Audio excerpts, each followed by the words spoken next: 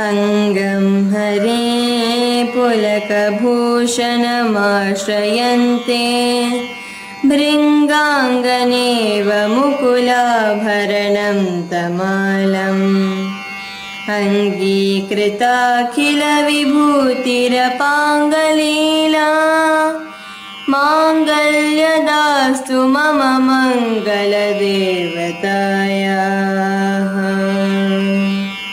मुग्धा मुहुर्विदधति वदने मुरारे प्रेमत्रिपा प्रणिहितानि गतागतानि मालादृशोत्मधुकरीव महोत्पलेया साने श्रियं द्विषतु सागरसम्भवायाः। आमेलिताक्षमधिगम्य मुदा मुकुन्दम् आनन्दखण्डमनिमेषमनङ्गतन्त्रम् आखे करस्थितकनीनिगपक्ष्मनेत्रम् भूत्यै भवेन्मम भुजङ्गशयाङ्गनायाः।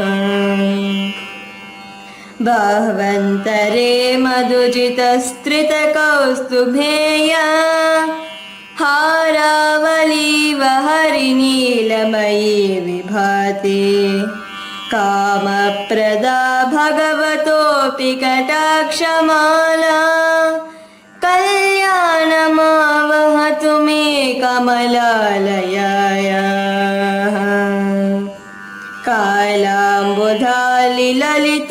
रसिकैदभारे ताराधरे स्फुरति यात्तडिगङ्गनेव मातुः समस्तजगतां महनीयमूर्ति भद्राणि मे दिशतु भार्गवनन्दनायाः।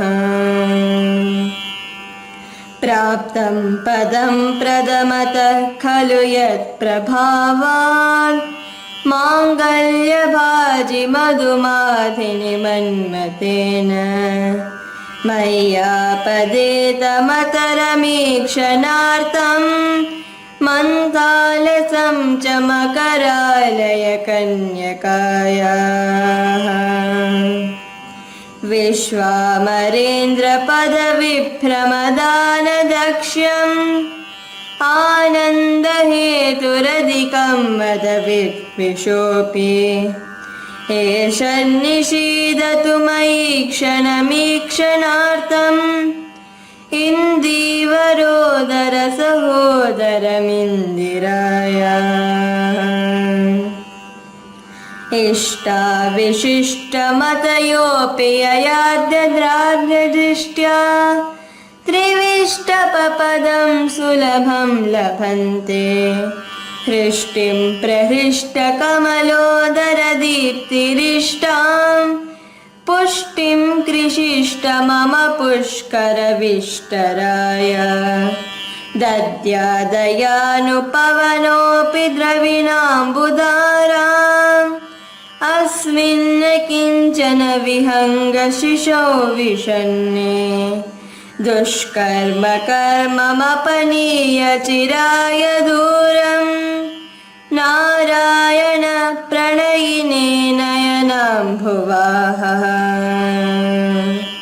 गीर्देवतेति गरुडध्वज सुन्दरीति शाकम्भरीति शशिशेखरवल्लभेति सृष्टिस्थिति प्रलयकेलिषु संस्थितायै तस्यै नमस्त्रिभुवनैकगुरोस्तरुण्यै श्रुत्यै नमोऽस्तु शुभकर्मफलप्रसूत्यै रक्त्यै नमोऽस्तु रमणीयगुणार्णवायै शक्त्यै नमोऽस्तु शतपत्रनिकेतनायै पुष्ट्यै नमोऽस्तु पुरुषोत्तमवल्लभायै नमोऽस्तु नालीकनिभाननायै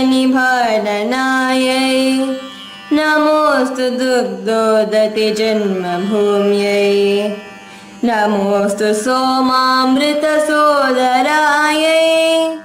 नमोऽस्तु नारायणवल्लभायै नमोऽस्तु हेमाम्बुजपीठिकायै नमोऽस्तु भूमण्डलनायिकायै नमोऽस्तु देवातिदयापरायै नमोऽस्तु शार्ङ्गायुधवल्लभायै नमोऽस्तु देव्यै भृगुनन्दनायै नमोऽस्तु विष्णोरुरसिस्थितायै नमोऽस्तु लक्ष्म्यै कमलालयायै नमोऽस्तु दामोदरवल्लभायै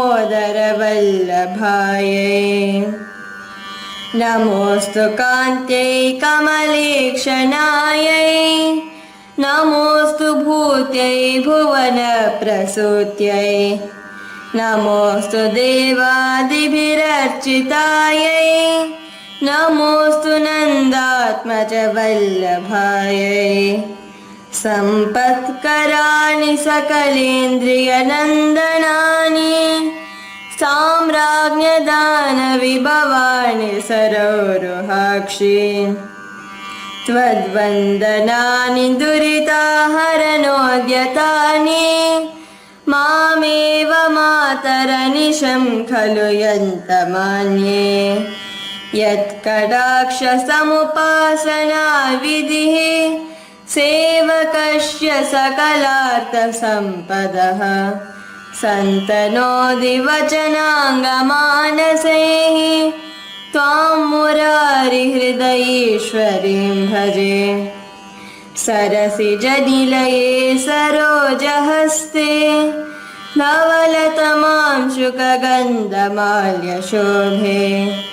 भगवति हरिवल्लभे मनोज्ञे त्रिभुवनभूतकरे प्रसीद मह्यम् दिग्गस्तिभिः कनककुम्भमुखावृशिष्टा सर्वाहिनं विमलचारुजलप्लुताङ्गीं प्रातर्नमामि जगतां जननीं मशेषलोकादिनाथगृहिणीम् अमृताब्धिपुत्रीं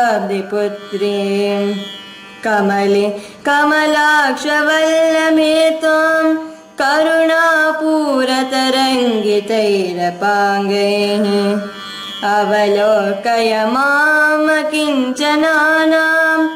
प्रथमं पात्रमकृत्रिमं दयाय स्तुवन्ति ये स्तुतिभिरभूविरन्महं त्रयीमयीं त्रिभुवनमातरं रमाम् गुणाधिक गुरुतर भाग्यभागिनः भवन्ति ते भुवि बुधभाविताशयाः.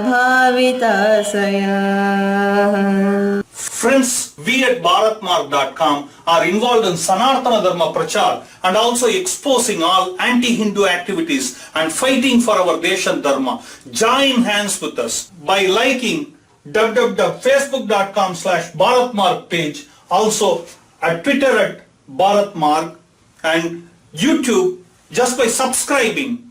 Also clicking on that notification button to get an instant update as we post important updates and videos. You can also become the part of our WhatsApp club to get one dharmic message a day which goes around the world by sending us a message at +1 647 964 4790.